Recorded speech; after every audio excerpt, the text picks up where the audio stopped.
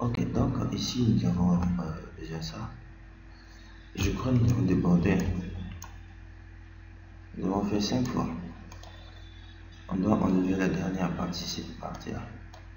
On doit enlever ça. Donc je suis comme ça. Il n'existe pas cette partie. Excuse, donc nous pouvons mettre les appuis. Donc il suffit de faire ça. Je vais vérifier la structure. Il y a beaucoup de nœuds qui sont isolés là. Nœuds isolés, je supprime. Pas d'appui, je vais ajouter.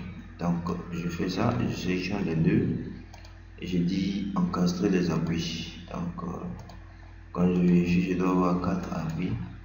Ok, je vérifie encore l'analyse. Donc analyse, vérifier la structure, il n'y a aucun message d'erreur ni d'avertissement. Maintenant, une fois ici, nous sommes ici, donc nous sommes là.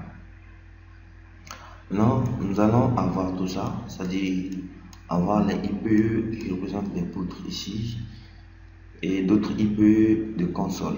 Donc, on a les IPE de console qui sont ici et ainsi de suite. Donc, nous partons ici. Sur robot, je me place en vue 2D. Maintenant, c'est le niveau 16. Voilà, c'est ce niveau. C'est le niveau 16. Maintenant, ici, je me place comme ça. Ce niveau 16 ici, les portes qui sont ici, c'est des IPE. Ça là, c'est des IPE. Ça aussi, c'est des IPE. Ça aussi, c'est des IPE. Donc, ça, on va enlever ça. Donc, je peux enlever.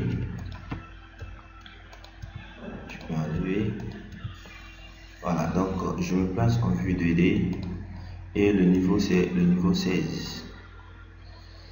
Voilà, donc ici je dis poutre, donc je clique ici, je dis IPE, les IPE 180. Donc j'ai dit j'ai des IPE 180 d'abord, des principales, donc les poutres principales. Voilà. Et j'ai les consoles. Donc j'ai une poutre en console ici, une autre en console ici. J'ai IPE également ici au milieu. J'ai également IPE ici au milieu. J'ai IPE ici au milieu. Et j'ai des consoles. Donc on ne trace pas des poutres directement. Il faut les placer en console. Après, dans le paramétrage, nous allons voir comment activer pour que le logiciel puisse considérer que ces poutres sont des consoles. Donc, je mets les consoles.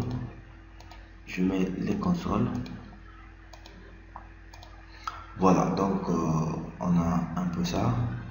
Donc, on affiche en 3D. Ça nous donne cette allure. Donc, nous avançons petit à petit avec notre formation. Donc ici, ce sont des IPE. Donc sur ces IPE ici vont se reposer notre réservoir métallique chargé à stocker, comment on appelle,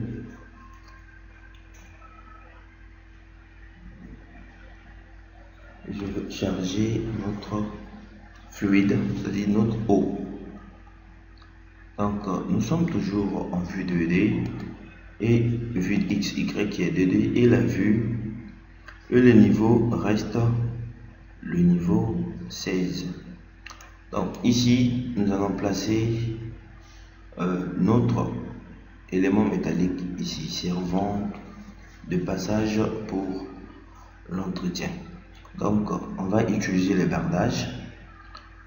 Donc nous allons utiliser les bardages. Donc il faut aller dans structure et dire bardage. Parce que les bardages ici ce sont les éléments sans épaisseur. Ce sont des éléments sans épaisseur, ce sont des éléments pour utiliser. Parce que ici, si par exemple tu ne connais pas vraiment l'élément ou bien tu ne connais pas comment ça sera le comportement, je te conseille d'utiliser les bardages. Parce que quand tu utilises les bardages, les bardages en deux directions, soit c'est dans une seule direction, soit c'est dans deux directions. Maintenant, ce que nous allons mettre ici, c'est dans deux directions. Je prends rectangulaire, je dis de là à là. Donc, nous avons mis le bardage. Donc, et nous allons mettre le poids propre. Donc, on va utiliser comme charge d'abord, on va mettre le poids propre, puisque ici c'est un élément en métal. Dans les normes, on dit que pour chaque fluide, c'est-à-dire chaque liquide qu'on va stocker dans le réservoir, c'est ça qui détermine les épaisseurs de la cuve du réservoir. Nous allons prendre 5 mm d'épaisseur. 5 mm d'épaisseur qui représente quelque chose de 0,05 mètres. Donc, on divise par 1000, ça fait 0,0. Donc, 0,05 mètres. Voilà. Donc, c'est ce que nous allons utiliser. Donc, nous passons ici. Maintenant, ici, sur le réservoir, cette dalle-là ne va pas arriver jusqu'ici. C'est juste aux alentours ici servant de l'entretien. Donc, c'est sur ça que le gardien viendra pour entretenir l'élément qui est là. Donc, qu'est-ce qu'il faut faire? On va créer une ouverture ici. Une ouverture ici où on va placer le réservoir. Donc, je me place ici en vue objet. Je prends objet ou bien je vais sur structure, objet. Je prends cercle. Maintenant, ici, regardez, il y a géométrie. Donc, géométrie, il y a 3 points. Il y a P1, P2, P3. Il y a centre et fin. Si j'ai centre et rayon, si je clique ici, je viens juste ici, j'ai le cercle.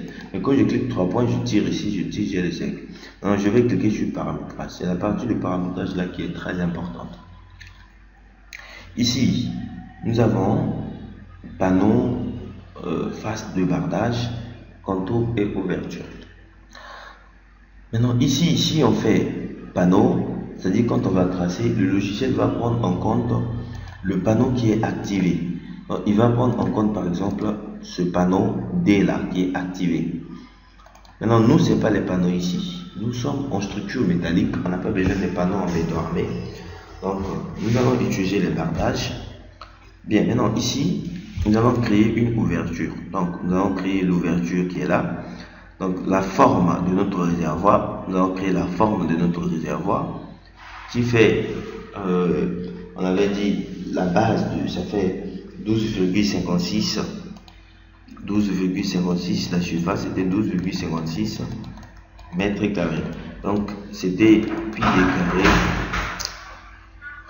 pi des carrés sur 4. Et on avait trouvé 12,56. Voilà, donc nous allons créer une ouverture.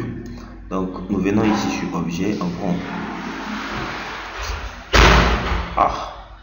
prend cercle. Maintenant, ici, on va dire discrétisation. La discrétisation ici, c'est quoi? Sur robot. Robot, lui, il fait pas vraiment des éléments circulaires comme ça, un seul élément, mais lui va couper en morceaux. Juste ce qu'il va faire, il va former un cercle. Donc, c'est ça qui est notre discrétisation, c'est-à-dire le nombre des bords. Voilà, donc c'est par bord. Ici, si on met par exemple 3, tu vas voir si on prend par exemple face de bardage ici pour faire le bardage. Si on prend le milieu ici et on tire, on dit par exemple centre et rayon, on prend le milieu ici et on tire ici, vous allez voir que on aura par exemple un triangle. Je fais retour. Si je prends ouverture, si par exemple je dis je mets 6, 5, je viens par exemple là, je fais ceci, je fais ça, il me fait ça sous forme 5 comme ça. Mais moi j'ai pas besoin de ça. Moi j'ai besoin d'avoir une forme comme ça, c'est-à-dire avec un diamètre de 4 mètres et un rayon de 2 mètres. Du coup, je vais venir ici, je vais faire une discrétisation au moins si je fais à 360, ça veut dire que j'ai 0. Donc ça veut dire que j'ai 0 parce que pi, 2pi c'est 360 degrés et c'est l'angle 0 degré. Pi c'est 360 degrés, donc c'est l'angle 0 degré qui équivaut à pi. Donc je vais faire ceci, je vais tirer comme ça jusqu'ici. Quand je clique ici, j'ai une ouverture complète. Et si je fais fermer, je regarde comme ça, j'ai une ouverture complète ici sur mes éléments. Donc ça fait 360 degrés qui est une ouverture complète. Donc quand je sélectionne comme ça, j'ai une ouverture complète. Ok, ça c'est bon. Maintenant, après ça, nous allons maintenant placer notre dalle de couverture, notre dalle de fond, c'est-à-dire cette dalle. Donc ce que nous voyons ici sur la vue. Donc nous allons placer notre dalle de fond ici.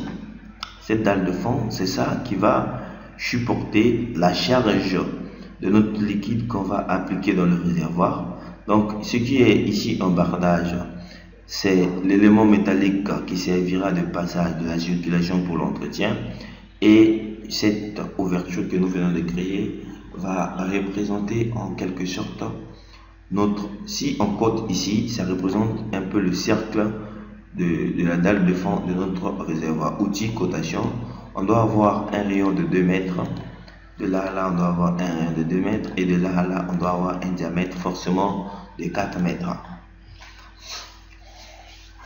Maintenant, ici, nous allons mettre une dalle de fond, et cette dalle va assurer, comme je dis tout à l'heure, la dalle de fond va assurer le rôle de stockage aussi comme les autres. Bien ici, qu'est-ce qu'on fait? On prend ça, et ici, on dit, on va mettre les bardages. On va laisser bardage. La discrétisation, on met toujours 360 pour avoir 0 degré. Et ici, je peux prendre centre et rayon. Je clique ici, j'amène ici et je clique, voilà. Et quand je fais ça, je sélectionne comme ça, je regarde l'élément, c'est notre bardage à 2 directions. Donc là maintenant, j'ai mon bardage qui va servir de dalle de fond, et j'ai l'autre bardage ici qui va servir d'élément de passage. Donc ici, nous allons laisser le bardage.